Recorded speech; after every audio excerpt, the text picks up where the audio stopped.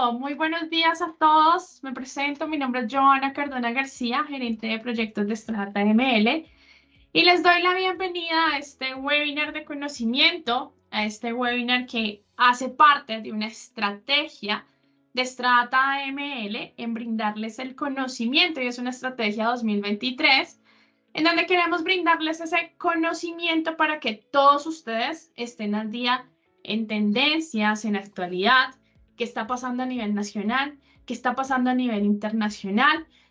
Y bueno, hace parte, este es nuestro primer webinar de conocimiento y nuestro objetivo es que hacia adelante pues puedan mantenerse en esta dinámica. Y esta estrategia va de la mano, por supuesto, de traer expertos en la materia, de presentarlos, de que ustedes lo conozcan y no solamente escuchen esa experiencia de Strata conociendo las compañías, sino la experiencia de también expertos como Andrés y Karina, que ya se los voy a presentar más adelante y que les van a brindar todo este conocimiento. Mientras se terminan de conectar, dando unos 5 minuticos de ingreso a las personas que se registraron, les cuento que tuvo bastante acogida este webinar. Tuvimos más de 300 registros, entonces vamos a dar una esperita mientras se terminan de conectar y empezamos como tal con el tema del día de hoy. Contarles a los que no nos conocen de Strata ML. Nosotros somos una empresa que presta servicios especializados, siendo o volviéndonos esos aliados estratégicos de todas las compañías en los diferentes sectores. Nosotros tenemos un ADN de inteligencia artificial, machine learning, analítica de datos, y esa combinación en lo que es normatividad y regulación en materia de LAF. Contarles que tenemos 4 verticales que si necesitan el apoyo, aquí estamos presentes para que nos recuerden. Y una es el frente de soluciones tecnológicas, facilitándoles a ustedes toda su labor y todo el cumplimiento en su prevención del riesgo. También nuestro frente de BPO, que son esos brazos extendidos cuando sus equipos se quedan cortos. Acá tienen una posibilidad de extender un grupo o un bracito externo en donde nosotros les ayudamos en sus procesos de cumplimiento y gestión.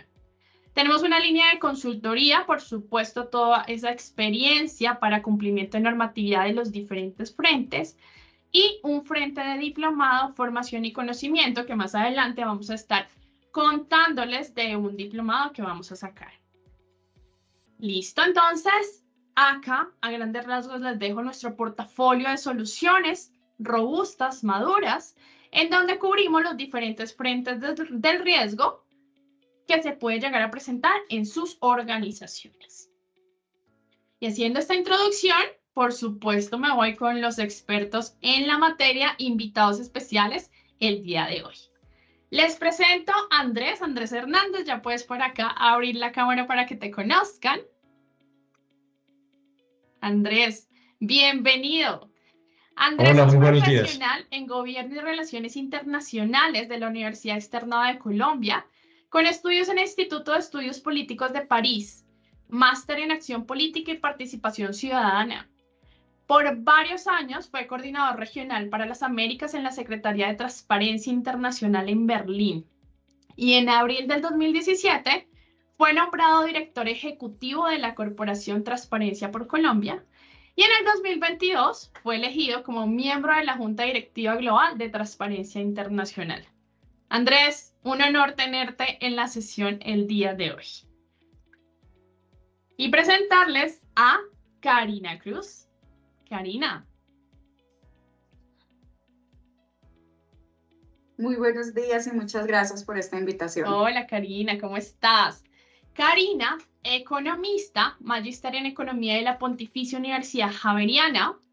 En la Corporación Transparencia por Colombia ha liderado múltiples proyectos de promoción de la transparencia, la integridad y la lucha contra la corrupción en entidades públicas como en diferentes organizaciones y empresas. Experta en la elaboración de metodologías de medición de gestión de riesgos de corrupción y gobierno corporativo, basadas en los principios y estándares internacionales que promueven la apertura de información y el fortalecimiento de los mecanismos internos anticorrupción. Bienvenido a los expertos y para todos los que ya se acabaron de conectar, contarles cómo va a ser la metodología de este webinar. Entonces, vamos a atacar frentes como revisemos cómo nos fue en corrupción en Colombia en el año pasado. Vamos a atacar frentes como cómo preparar el país. Vamos a atacar frentes como sistema anticorrupción y la actualidad y qué pasa post pandemia.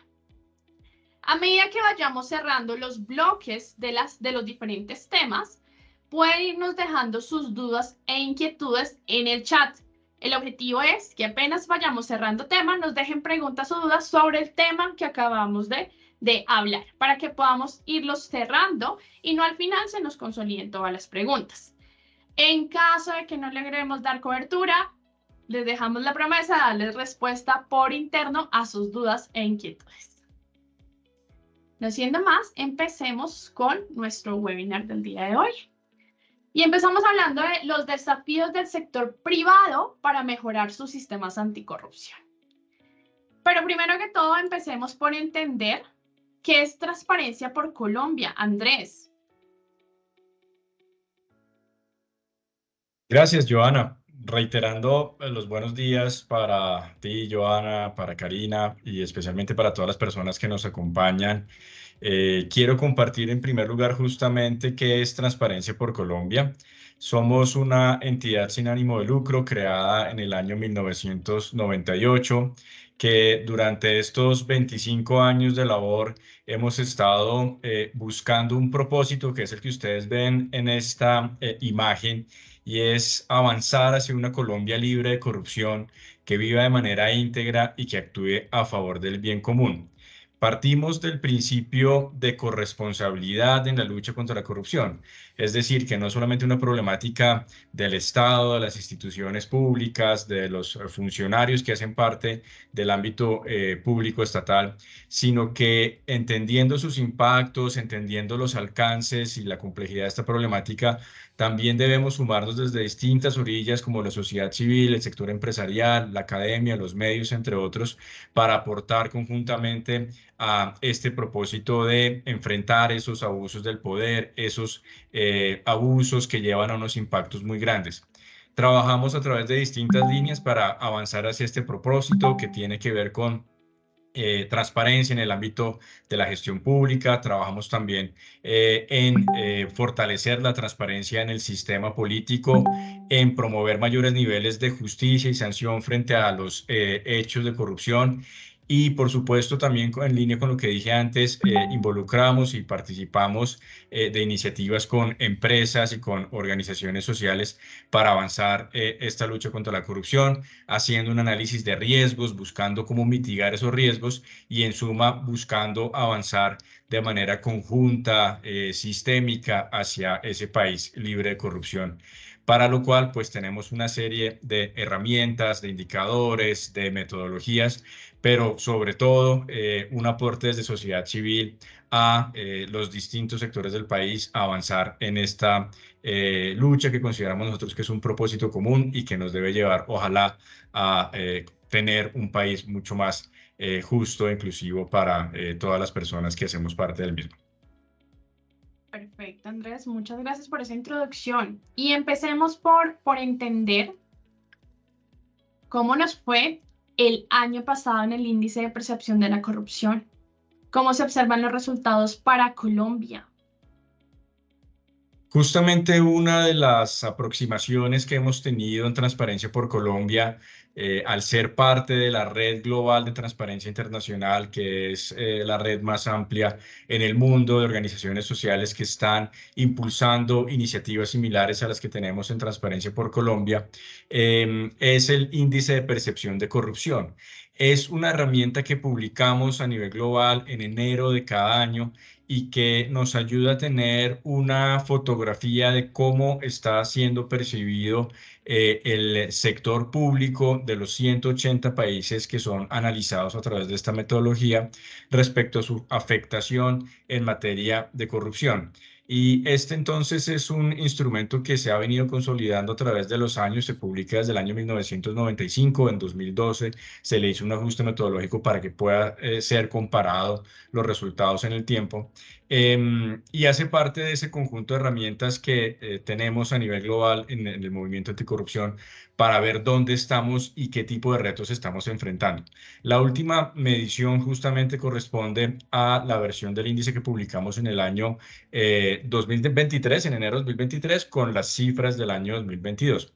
Y aquí lo que tenemos y lo que están viendo en este momento las personas que nos acompañan, si te puedes devolver un segundito al anterior, es ese panorama global de aquellos países que se encuentran con un rojo más intenso, son los países que son percibidos como con una afectación mucho más alta en su ámbito público de corrupción, mientras aquellos países que tienen una tonalidad más hacia amarillo son países que tienen una menor percepción de corrupción. Esto se clasifica cada uno de estos países en una escala de 0 a 100, donde 0 es un país percibido como completamente corrupto y 100 es percibido como un país completamente transparente. Si puedes pasar a la siguiente, por favor, justamente hacemos un zoom a cómo está Colombia en este índice. Y lo que venimos identificando de estos resultados es que durante prácticamente 10 años, Colombia no ha tenido una modificación estadísticamente significativa de este indicador desde el año 2012, donde tuvimos un puntaje de 36, hasta el año 2022 de 39. Seguimos estando en una calificación bastante baja. En cualquier caso, un puntaje por debajo de 50 significa que un país enfrenta niveles serios, significativos de corrupción. Y nos preocupa en particular que en los últimos 3 años seguimos teniendo esa calificación de 39 sobre 100. Es decir, hay un llamado importante a seguir fortaleciendo esa lucha contra la corrupción, mirándola a partir de instrumentos también cada vez más específicos, a través de realidades cada vez más precisas. Por ejemplo, este índice nos dice que persisten dinámicas de soborno, de desvío de recursos públicos, de uso de cargos públicos para beneficio privado, pero también nepotismo en el servicio civil y esa forma un poco más sofisticada que se ha denominado desde hace varios años, que es la captura del Estado. En suma, este índice nos dice que hay que seguir avanzando en este ámbito, como lo dije desde el principio, haciendo un llamado a la corresponsabilidad de los distintos sectores que hacemos parte de lo que nosotros llamamos un sistema de pesos y contrapesos, que no es nada distinto, digamos, a la manera como en las democracias modernas hacemos un control al ejercicio del poder. Si puedes pasar a la siguiente, por favor, Joana. Estos datos del índice de percepción de corrupción se complementan con otros instrumentos que tenemos en Transparencia por Colombia. Aquí en particular quería compartirles el resultado de la radiografía de hechos de corrupción que elaboramos en Transparencia por Colombia del 2016 a 2020 y que nos dan un nivel un poquito más de profundidad frente a esos resultados de fotografía que les mencionaba antes que hace el índice de percepción de corrupción.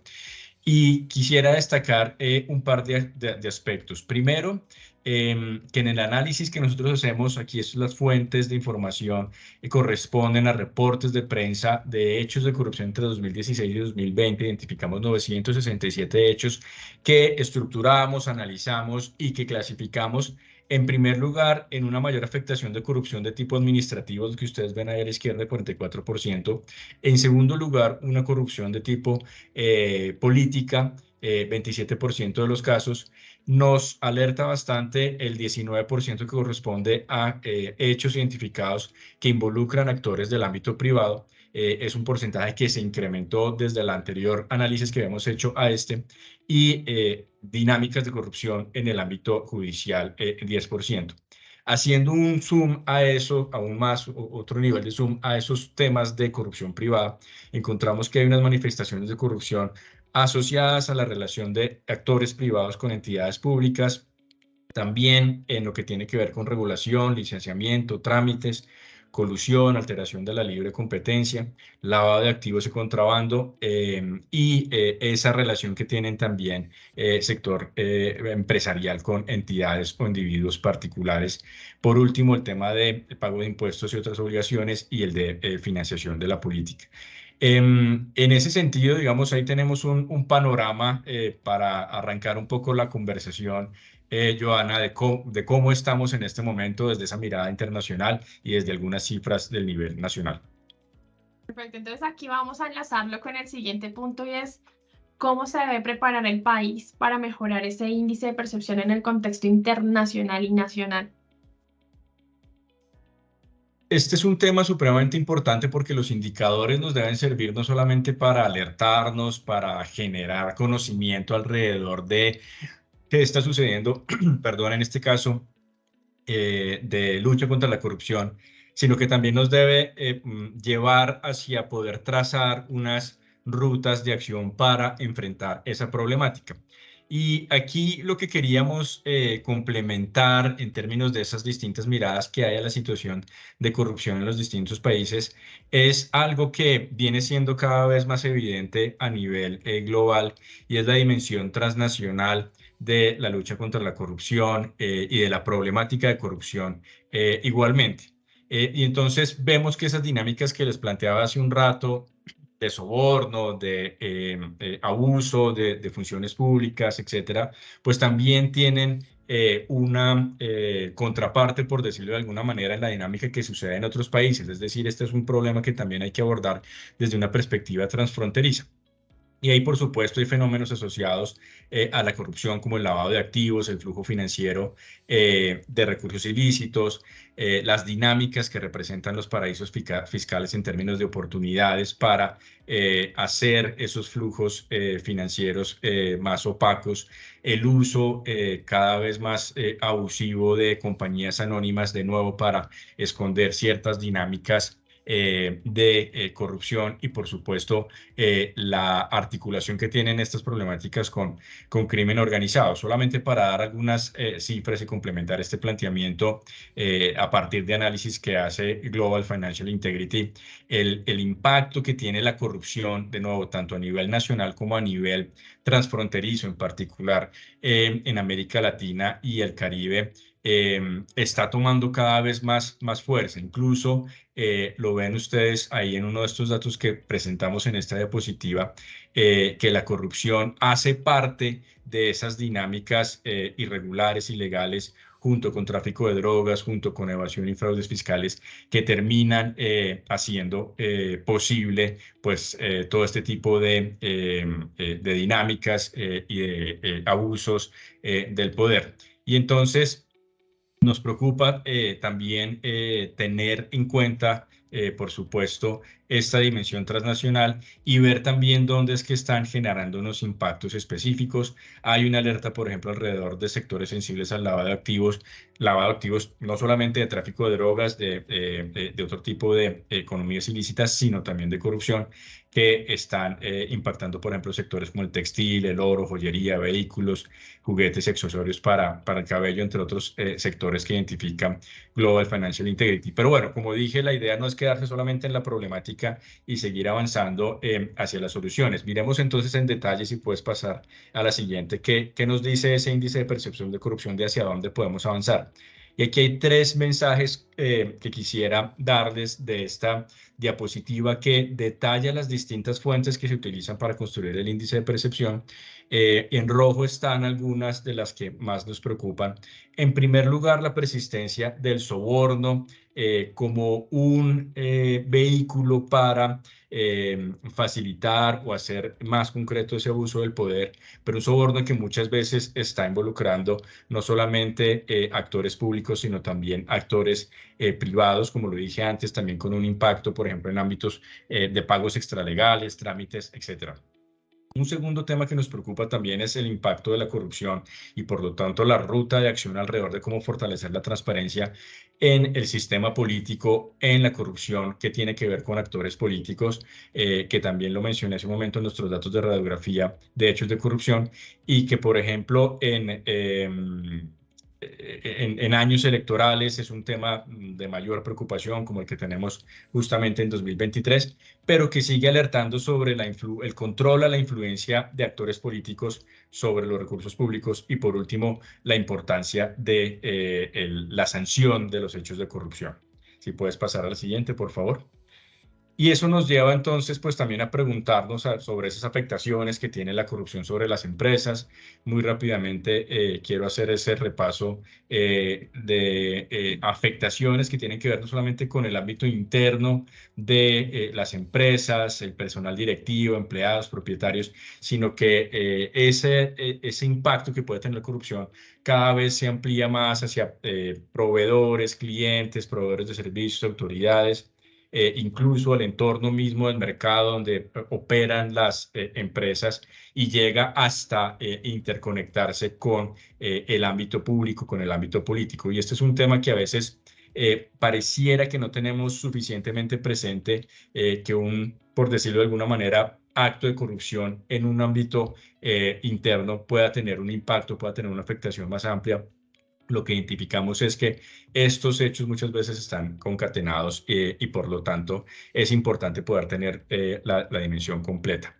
Y frente a esto, pues por supuesto, si puedes pasar a la siguiente, por favor, hay unos efectos que las empresas deben tener en consideración. Aquí una explicación que hace de manera muy clara el profesor Wilson Martínez sobre esos impactos que tiene la corrupción sobre las empresas en términos de marca, de relaciones comerciales, de afectación con los clientes, la dificultad del acceso a créditos e inversionistas, lo que puede generar en términos de afectación a las cadenas de proveedores y por supuesto también las restricciones alrededor de movimientos de dinero, con unas cifras muy impactantes que nos da también el Center for International Private Enterprise, que nos dicen, por ejemplo, que cada año las empresas pierden por fraude 5% de sus ingresos, pero que a su vez también quienes implementan un programa de integridad en los negocios experimentan una reducción de 50% o más en las pérdidas por fraudes. Y cierro entonces esta segunda parte con pues esa ruta de acción, esas señales de repente ya un poco más hacia lo positivo, si puedes pasar a la siguiente, por favor, que tiene que ver con la activación justamente de mecanismos que están siendo evidentes en las empresas, por ejemplo, en materia de incorporar investigaciones internas para esclarecer hechos de corrupción, el uso, por supuesto, también de evaluaciones de riesgo, de soborno o de corrupción, el uso de analítica de datos también para detectar o ayudar a ese análisis de riesgos, y esa conciencia que cada vez creemos que está fortaleciéndose y calando mucho más en las empresas para que justamente se puedan abordar esas situaciones que he estado exponiendo hasta el momento. Lo dejo ahí para no alargarme en términos de tiempo, Joan. Perfecto, Andrés, muchas gracias. Recordarles a toda nuestra audiencia que pueden dejarnos las preguntas, dudas, inquietudes que quieran hacerles a Andrés o a Karina por el chat de esta sesión, por el chat de la reunión, para que los vayamos solucionando a medida que vamos avanzando. Perfecto, entonces, Cari, hablemos un poquito de cómo deben estar preparados los sistemas anticorrupción del sector privado para enfrentar la amenaza de la corrupción. Gracias, Joana. Pues esta es una gran pregunta. Indiscutiblemente, pues abordar los riesgos de corrupción implica esfuerzos importantes que cada día se están incorporando aún más en las empresas. Y la cultura, digamos, la cultura es esa gran rueda que mueve todo lo demás. Digamos, nosotros no hemos identificado una empresa que funcione en términos de cumplimiento y no tenga en la cabeza, en su CEO, en su branch manager, en sus empleados, en sus proveedores, una convicción clara, permanente y firme alrededor de un comportamiento ético en los negocios. Digamos, y esto se complementa, digamos, también con ese conjunto de normas y políticas claras que pueden tener las empresas, digamos, en función de su tamaño. Digamos, y acá no hay una única fórmula para hacerlo. Digamos, cada empresa es única. Y les pongo un ejemplo. Me decía hace algún tiempo una MIPYME que si le podía compartir un código de ética para que ellos lo adoptaran. Me decían, uno que te parezca bueno. Entonces, el primer mensaje que yo les quiero dejar acá es que todo esto, todas estas normas, estas políticas no son un copy-paste. Digamos, las políticas deben responder a la naturaleza del negocio y al entorno del sector. digamos, donde cada una se mueve, donde cada una opera. No es lo mismo una micro, una pequeña, una mediana, una gran empresa, todas son completamente diferentes. Así comparten el mismo sector, así comparten, digamos, el mismo entorno de negocios. Digamos, y esto se acompaña también de tener unos controles efectivos y tener también unas mejoras continuas. Digamos, tener un programa de cumplimiento y unas políticas y unos procedimientos que, digamos, hacen parte, digamos, permanente de eso que debe dinamizarse en una empresa. Y por supuesto, los controles efectivos, digamos, y unas mejoras continuas que tienen que ver, digamos, como con esas medidas complementarias a los principios, complementarias a las políticas que, pues, digamos, ayudan a llevar a la práctica lo que es la identificación y el control de la gestión de riesgos de corrupción. Si es siguiente, por favor, y entramos acá un poco más en detalle. Y entonces, volviendo a esta gran rueda que tiene que ver con la cultura corporativa, y aquí iniciamos por definir los valores claros y las políticas corporativas, pues que están orientando ese comportamiento interno, pero que a su vez es ese comportamiento que se irradia a todos los grupos de interés. Y aquí es muy importante que se haga una lectura individual de cada empresa. Lo que les decía, cada empresa es diferente, completamente diferente, y cada una de sus políticas debe responder a la naturaleza propia de cada una y a sus valores, que pues, en todas son indiscutiblemente diferentes. Si le das siguiente, por favor.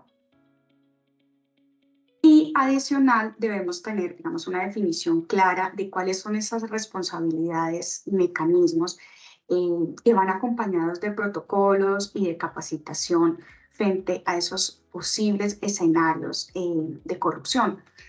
Y aquí es muy importante capacitar a las personas que deben vivir las normas y las políticas. Si no, ¿qué va a pasar? Esto se queda en letra muerta. O sea, si no se interioriza por cada una de las personas y que lo vivan en el día a día de los negocios. Y acá les voy a poner un ejemplo, digamos, en otro escenario, en una conversación similar a esta, les puse el ejemplo de un código de ética. Un código de ética muy bien escrito, es un fragmento que hablaba del compromiso de la empresa y de sus empleados, digamos, en todos estos términos de cultura, de transparencia y de integridad. Y abrí el micrófono para que las personas opinaran. Entonces decía que era el código de ética de Colanta, de Arturo Calle, de Mario Hernández. Recuerdo como esos tres que me dijeron, porque era tan bonito y se conectaba como con las personas. Cuando yo les dije, pues lastimosamente no es de ninguna de las empresas que ustedes me mencionan. Este es un fragmento del código de ética de Odebrecht. Todos quedaron como, ¿cómo así? Y aquí es un ejemplo de esa, digamos, una muy buena política, muy bien escrita, pero que se quedó en lo que yo llamo letra muerta, que jamás se vivió en el día a día de los negocios. Por eso es tan importante poder capacitar y poder interiorizar esto digamos, al interior, en los colaboradores, pero supremamente importante en esas terceras partes que tienen que ver con los grupos de interés.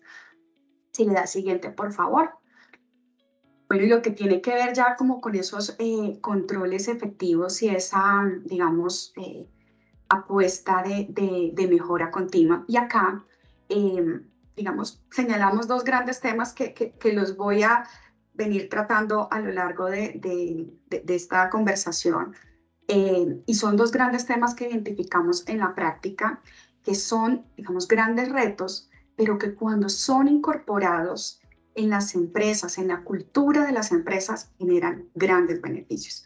Y esto es lo que tiene que ver con los canales de denuncia y los mecanismos de protección a denunciantes de hechos de corrupción. Digamos, esto es, cuando se habla de protección a denunciantes, se habla digamos, de un escenario donde las personas tienen toda la tranquilidad de poder acercarse y poder, digamos, presentar denuncias de hechos de corrupción. No me quiero detener un poco acá en este punto porque voy a ampliarlo, digamos, más hacia adelante. Si le das siguiente, por favor.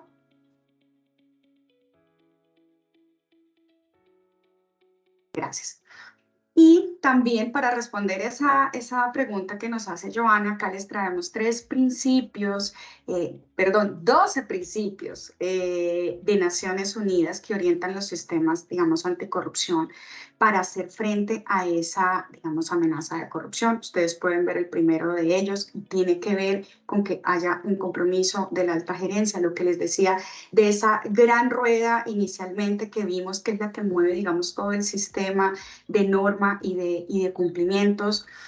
Tenemos acá el desarrollo de los programas de lucha contra la corrupción. Esto es supremamente importante porque esta política es la que recoge, digamos, todos esos procesos, todos esos procedimientos y todas esas políticas que conforman el programa de lucha contra la corrupción, lo que tiene que ver con vigilancia, digamos, del programa por parte de los órganos de decisión. Nuevamente, esto tiene que haber un seguimiento y monitoreo, que no se quede en letra muerta, que esto se viva, pero que haya también, digamos, una vigilancia como en términos más cercanos, si se quiere. Una política clara, visible y accesible que prohíba la corrupción. Digamos, esto habla también de formalizar esto al interior de las empresas. Siguiente, por favor. Y acá lo que tiene que ver con políticas detalladas para área de riesgo específicas, digamos, todo eso que tenemos que ustedes pueden identificar en pantalla, lo que son pagos de facilitación, contribuciones políticas, esto hace parte de los principios empresariales para contrarrestar el soborno, un documento que diseñó Transparencia Internacional hace algunos años, pero que hoy en día es absolutamente vigente y tiene, digamos, un paso a paso y ejemplos claros que pueden usar las empresas para diseñar esas políticas, para ajustar esas políticas nuevamente, digamos, a esas vivencias del día a día. Quiero detenerme un poco digamos, en el aspecto 6 y 7, digamos, lo que tiene que ver con la aplicación del programa anticorrupción a sus socios comerciales. Y esto tiene que ver, digamos, con compartir y con promover en los socios comerciales todas esas medidas diseñadas por la empresa para hacerle frente a la corrupción. Nuevamente, que no solo el programa sea diseñado y promovido al interior de las empresas, sino que también esto vaya a sus terceras partes, que son realmente con quienes tienen el relacionamiento, y que en ese proceso de relacionamiento también hay riesgos de corrupción. Y en cuanto al principio 7, que tiene que ver con controles internos, y aquí en particular lo que tiene que ver con la debida diligencia, digamos que es algo que debe ocupar la atención de las empresas, digamos, más allá de un tema legal, digamos, es por una necesidad de evitar y de contrarrestar, pues, esos efectos negativos, nuevamente, que se pueden restar. Disculpe, es ahí en la 7, gracias, que se pueden, digamos, gestar en ese proceso de relacionamiento con terceras partes y que de alguna manera, digamos, pueden terminar con una relación comercial en la que se esté manifestando algún tipo de riesgo y que la empresa indiscutiblemente pues se pueda ver afectada. Tenemos también lo que tiene que ver con la comunicación y la capacitación. Nuevamente es un aspecto muy importante. Los asuntos que tienen que ver con comunicación no son asuntos cosméticos. Lo que tiene que ver con comunicación y capacitación está asociado a la vivencia, a comunicar, a transmitir a las personas. Puede ser mensajes periódicos, se pueden diseñar diferentes estrategias que lo que nos van a ayudar indiscutiblemente es a que las personas vayan interiorizando, digamos, en el día a día todas estas políticas. Siguiente, por favor. Tenemos todo lo que tiene que ver con promoción y motivación del comportamiento ético y el cumplimiento. Aquí son, digamos, esquemas de incentivos, nuevamente, para que las personas vayan conectándose con el programa anticorrupción. Y tenemos el punto 10 de detección y denuncia, y aquí quiero detenerme un poco en lo que tiene que ver con esto. Digamos, este es un tema que insistimos mucho desde Transparencia por Colombia y en general desde el movimiento. Digamos, los datos nos indican que un buen sistema de denuncias puede ser incluso más efectivo que un sistema de auditoría. Los dos son, digamos, grandes mecanismos para identificar, digamos, que las políticas, los procesos, los procedimientos se están cumpliendo. Yo puedo estar, digamos, invirtiendo mucho en un sistema de auditorías, pues, digamos, está muy bien, y también, pues, hace parte de ese cumplimiento, pues, legal que tienen que tener las empresas, pero también es muy importante contar con un sistema de denuncia que no se limite solamente, digamos, a un canal. Y este es mi segundo mensaje. Los sistemas de denuncia van más allá del canal. Les quiero poner un ejemplo. Digamos, cuando nosotros hablamos con diferentes empresas y les preguntamos, bueno, cuéntenos de su sistema de denuncia. Y nos hablan que el sistema de denuncia, y nos hablan del canal y el canal y el canal. Nuevamente, el sistema de denuncia va mucho más allá de eso. El sistema de denuncia incluye un proceso de gestión documental. ¿Y qué significa eso? Cuando les preguntamos a las empresas, bueno, y cuando llega una denuncia, ¿cómo es el tiempo de conservación de la información que aporta el denunciante frente a los hechos de corrupción? Estos son temas sobre los cuales no hay claridades y que el sistema de denuncia debe involucrar. Asimismo, por ejemplo, cuando llega una denuncia, ¿cuáles son esos lineamientos con las autoridades públicas en el caso que implique hacerlo? O sea, si llega una denuncia y yo tengo que llevarla ante una autoridad, ¿cómo debo hacer? Digamos, ¿cuál es ese protocolo o ese procedimiento que yo debo seguir para hacer esto? Digamos, son asuntos que aún identificamos que siguen en deuda y en este sentido. Y algo muy importante para nosotros y es los temas asociados de protección al denunciante de hechos de corrupción empresarial. Digamos, actualmente en nuestro país no hay una norma, digamos, que vaya encaminada a todos estos sistemas de protección al denunciante. Sin embargo, nosotros como Transparencia por Colombia sabemos que esto es supremamente importante. Diseñamos una guía práctica para las empresas para que puedan avanzar en elementos de protección al denunciante de hechos de corrupción. Si me lo permiten y a través de Johanna y el equipo de Stradata, pues les puedo compartir el link, el documento para que ustedes lo revisen. Es algo muy práctico y que lo construimos de la mano también de las empresas. ¿Por qué? Digamos, cuando un denunciante no se siente protegido, esto se constituye en una barrera a la denuncia. Y eso sabemos que la denuncia es, digamos, un arma muy efectiva para luchar contra la corrupción. Por lo tanto, pues, digamos, y vuelvo y insisto, nosotros hemos venido, digamos, trabajando mucho alrededor de este tema. Ahora bien, pues esto pues, también necesita ser complementado con instancias de capacitación e instancias de orientación. Y este, si se quiere, es como el paso número 0, que va antes de lo que tiene que ver con el canal de denuncias. Y es en muchos casos pensamos en llegar a presentar una denuncia. Pero ese paso previo, y es que la denuncia pues, debe estar complementada con ese sistema de orientación a las personas que quieren denunciar antes de que se materialice propiamente la denuncia. Muchas personas van y presentan una denuncia, no es una denuncia, es una queja o es, digamos, una situación de otro tipo. Por lo tanto, sí es supremamente importante dar esa orientación a la persona, al denunciante, a quien quiere llegar y presentar, digamos, interponer una denuncia. También tiene que ver lo del manejo de infracciones, que estos son, digamos, sanciones, amonestaciones, digamos, cómo debe actuar esos principios en cuanto a que no se cumpla o se viole alguno de los, digamos, contenidos que se están señalando. Y finalmente lo que tiene que ver con revisiones y evaluaciones periódicas del programa de cumplimiento. Nuevamente, no debemos dejarlo allí, tenemos que socializarlo, comunicarlo, transmitirlo, interiorizarlo, hacerle seguimiento. Perfecto, Gary. Ya vamos finalizando como tal nuestros temas del webinar. Por ahí ya tenemos algunas preguntas en el chat. Si quieren, vamos a avanzar con este tema final y ahí sí abrimos preguntas, inquietudes. A todos tengan la tranquilidad de escribir dudas que tengan de sus organizaciones, de cómo lo implemento, cómo lo hago. Acá están los expertos para que puedan darles esos tips. Gary, y entonces finalicemos con ¿cuáles son los desafíos y riesgos emergentes en el contexto de pospandemia? ¿Qué cambió? ¿Qué pasó? Es supremamente interesante los cambios que nos trajo la pandemia.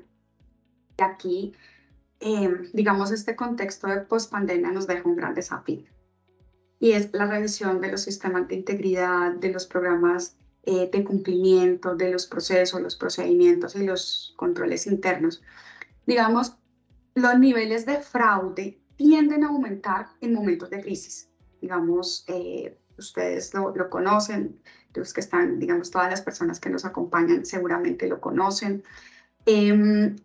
Según un estudio, una encuesta, perdón, que hizo la Asociación de Examinadores de Fraude hacia el año 2008, cuando hubo la recesión, ellos, digamos, observaban que había un aumento de los fraudes en el 80%. Esto es, digamos, una cifra bastante que alerta. Pero entonces ustedes dirán, pero venga, ¿por qué ocurre esto? Pues son varias razones, digamos, se reduce la inversión. Cuando hay un momento de crisis, pues digamos, de las primeras cosas que ocurren es que se contrae la demanda. Y si a esto le sumamos que se crea una desconfianza en los mercados, pues esto hace que las cifras se disparen y que indiscutiblemente esos problemas de crisis, si me lo permiten expresar, pues se convierten en un caldo de cultivo, pues para que exista fraude, para que existan hechos de corrupción, digamos, propiamente. Pero ante este desafío, digamos, es hacer como una revisión nuevamente de esos sistemas de integridad. Nosotros acá les trajimos como 3 necesidades que responden a ese gran desafío. Ustedes la pueden identificar en la columna del costado izquierdo. Lo que tiene que ver con, digamos, digitalización de los procesos. Digamos, las empresas han tenido que incorporar lo que son capacidades para adquirir y procesar grandes cantidades de información o macrodatos. Digamos, ¿y esto para qué? Para sus procesos de toma de decisiones. Digamos, la información nos permite tomar decisiones. Y así, pues digamos, en el contexto de pospandemia, lo que son las tecnologías digitales, digamos, son claves del nuevo funcionamiento del modelo de las empresas. Digamos, nosotros sabemos unos riesgos emergentes que surgen, digamos, de este proceso o de esta necesidad, lo que tiene que ver con confidencialidad de la información, fraude, lo que está asociado, digamos, al cumplimiento de los tiempos, lo que tiene que ver con ciberataques, pérdida de información, lo que tiene que ver con, digamos, malversación de activos y el maquillaje de cifras. ¿Y por qué se da esto?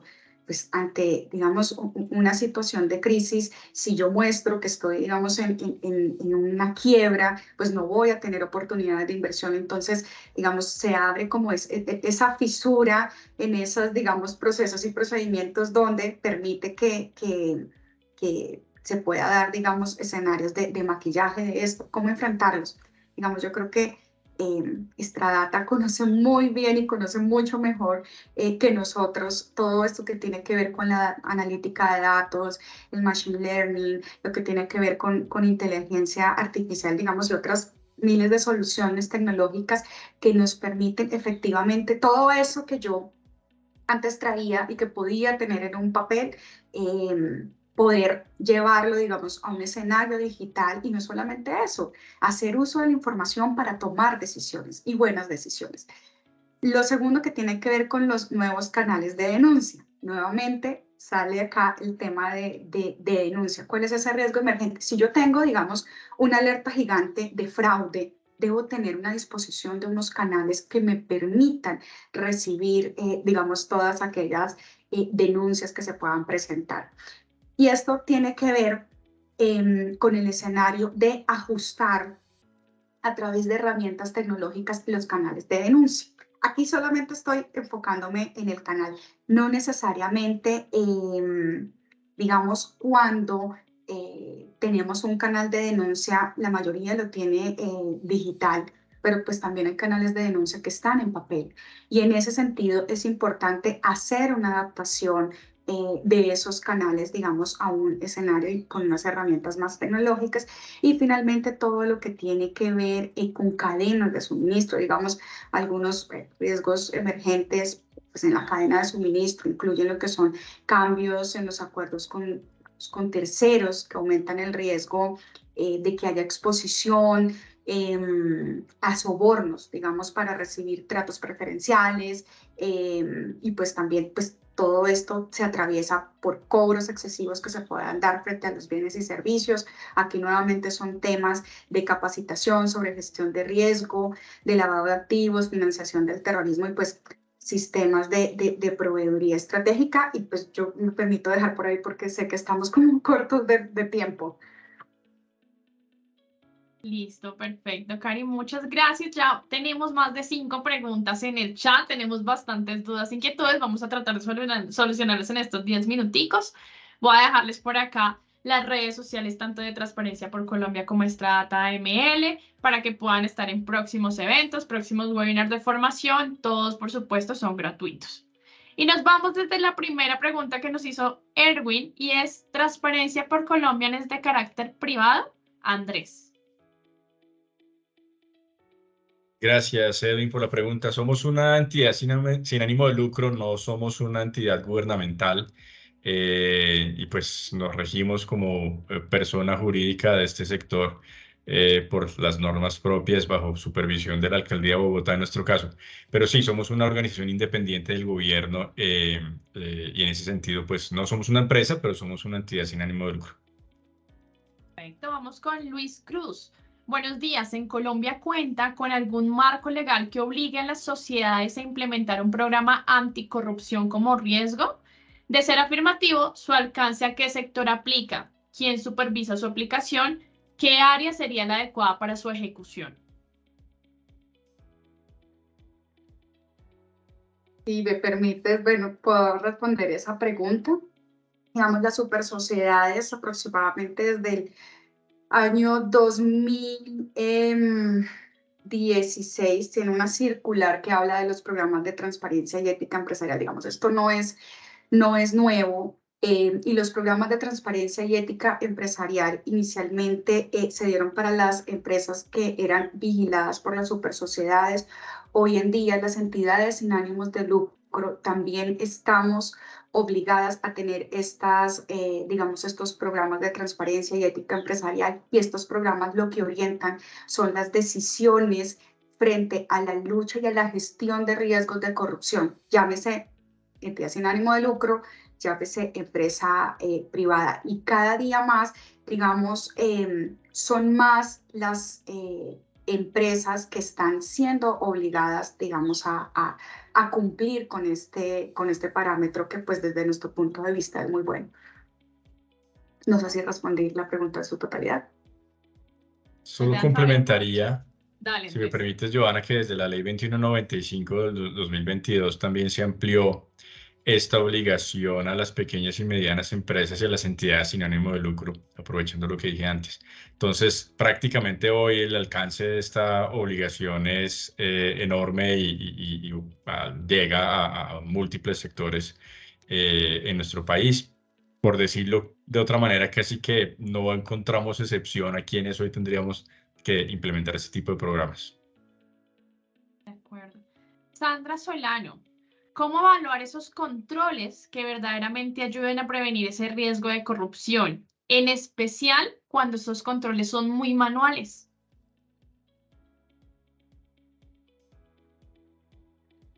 Digamos, una muy buena herramienta que con seguridad ustedes la conocen son los mapas de riesgo y las matrices de riesgo de corrupción.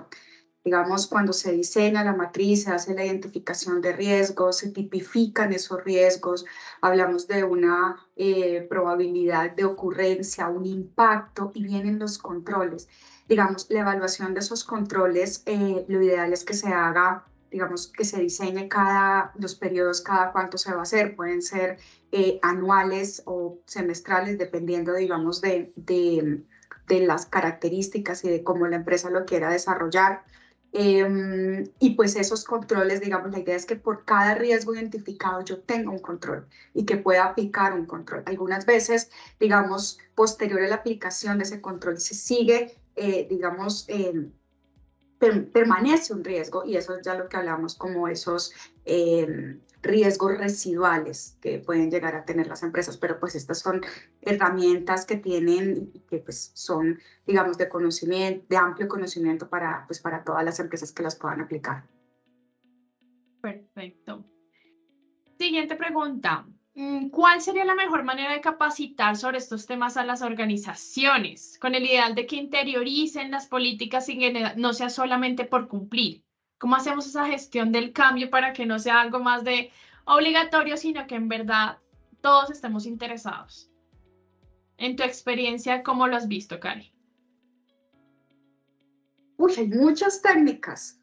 Les cuento, digamos, una que se me viene a la mente y es crearon una comiquita, un muñeco, lo llamaban el agente anticorrupción, y esta figura hacía parte de una campaña. Entonces este agente lo conectaban con todos los principios que la empresa quería promover.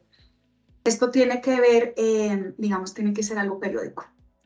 Empresas nos dicen, miren, yo tengo en las puertas de los baños, cuando la gente cierra la puerta del baño, encuentra acá somos éticos, mensajes que van acompañando diferentes espacios, digamos, físicos de la empresa, pero que también acompañan, digamos, estrategias virtuales, correos electrónicos, redes sociales, digamos, son amplios los escenarios en los cuales se puede hacer, pero el mensaje es que esto esté desde la cabeza, punto número 1, y punto número 2, que tenga una, digamos, una estrategia para que a través de diferentes frentes puedan llevar el mensaje, digamos, rutinariamente a todos, no solamente los empleados, sino nuevamente todas esas terceras partes. Claro, que se vuelva el ADN también de los funcionarios, de las personas que están ahí, por supuesto. En una empresa, y esto es importante, María Hernández, en una empresa, ¿cómo se puede especificar e implementar medidas que se consideren adecuadas para que ninguno de los colaboradores, administradores o asociados denunciantes sean objeto de represalias por haber reportado posibles infracciones a la ley o al PTI? Que no tengan represalias. ¿Cómo lo podemos hacer? Es una pregunta muy, muy interesante. Digamos, hay diferentes mecanismos, hay diferentes estrategias.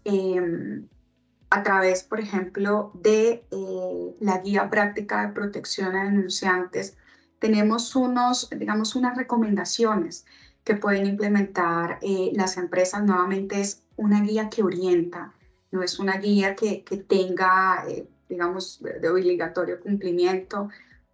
Hay diferentes estrategias asociadas, digamos, a términos laborales, a términos físicos, digamos, mover a la persona de un área, incluso pues, quienes tienen la capacidad de ciudad. No me quiero detener, digamos, como en ese nivel de detalle, pero creo que la guía es, digamos, una muy buena herramienta que, Joana, a través tuyo podemos compartirla, ya digamos, está a todos los asistentes.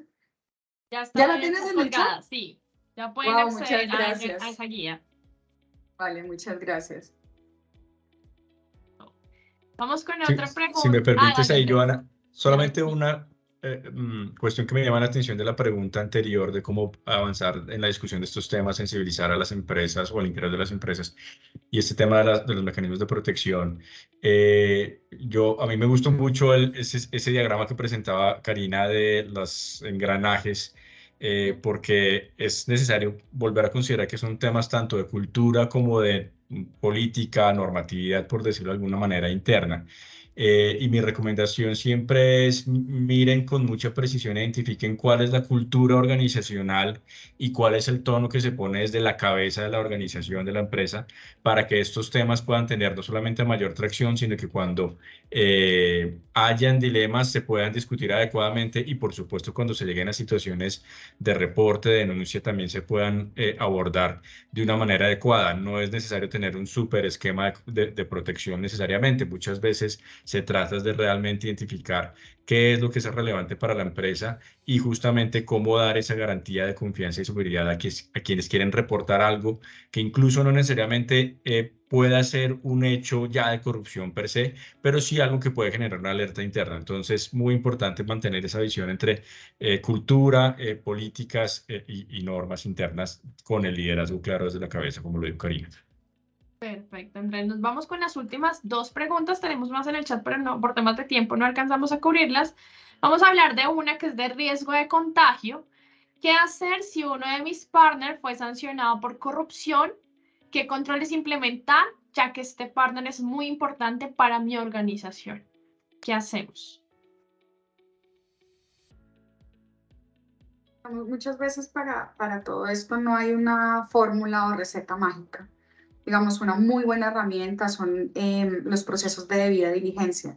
Los procesos de debida diligencia permiten identificar, digamos, alguna alerta frente a esa tercera parte con la que yo quiero tener un relacionamiento, y también permite identificar si está alineado o no, digamos, como con la apuesta organizacional de la empresa. Entonces, en ese sentido, es una muy buena herramienta, es una gran herramienta que, digamos, la idea es que pueda ser implementada y lo aplicada.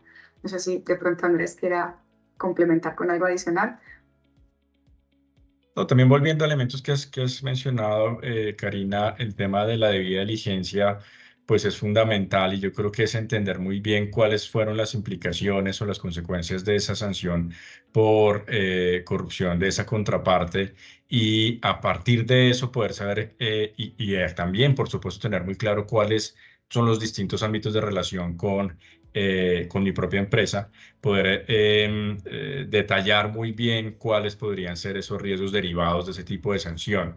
En muchos casos, yo creo que la sanción a veces se entiende como algo que pareciera impedir por completo la operación de una empresa, pero lo que busca sobre todo estos regímenes de responsabilidad de personas jurídicas es justamente animar a las empresas a que incorporen los controles necesarios para que cuando se dan este tipo de casos los puedan manejar y que ojalá, digamos, la naturaleza del negocio pueda salvarse, pero si no, pues se puedan tomar pues decisiones de fondo. Perfecto. Y nos vamos con la última pregunta del webinar y es, ¿qué causas han identificado en Transparencia por Colombia que están llevando a incrementar la corrupción en el sector privado? No sé, Andrés, perfecto. Sí, yo creo que en buena medida esto tiene que ver con una mayor participación de actores del sector privado en dinámicas, por ejemplo, de contratación con el Estado o en procesos que requieren algún tipo de supervisión, regulación con entidades públicas. Sumado también a una mayor visibilidad, a un mayor control que puede haberse estado ejerciendo desde unos años para acá por parte de autoridades regulatorias frente a situaciones, por ejemplo, de prácticas de restricción de la competencia que pueden tener algún tipo de grado de asociación a dinámicas de corrupción. Yo creo que lo importante sobre todo este tipo de datos es alertarnos frente a esta situación, al parecer cada vez más frecuente, que esperaríamos que se pudiera abordar, y que ese abordaje se da tanto desde el ámbito del, por supuesto, el control de las autoridades, como también, y muy importante, la autorregulación desde las empresas. Perfecto. No sé, Cari, si quieres complementar algo adicional. Digamos, el planteamiento de Andrés es muy claro y, digamos, cada día más las empresas indiscutiblemente se ven abocadas a muchos escenarios de riesgo y por lo tanto es importante hacer un proceso de identificación, digamos, muy detallado y muy juicioso frente a esos posibles escenarios. Perfecto. Andrés y Karina, muchas gracias por todo ese conocimiento que nos traen el día de hoy. A toda la audiencia, muchas gracias por el tiempo. Recuerden que esto hace parte de un ciclo y una estrategia de conocimiento de webinars para todo lo que es este año 2023. Pueden seguirnos en redes sociales, vamos a estar publicando diferentes temas con expertos. Espero volverlos a tener por acá. Podemos revisar otros temas más específicos también. Y muchas gracias a todos. Muchas gracias a todos por su asistencia. Nos veremos en una próxima ocasión, próximo webinar de la otra semana para sector financiero, tecnología y equipos de trabajo. Muchas gracias a todos y que tengan una excelente tarde. Gracias, Karina y Andrés, nuevamente.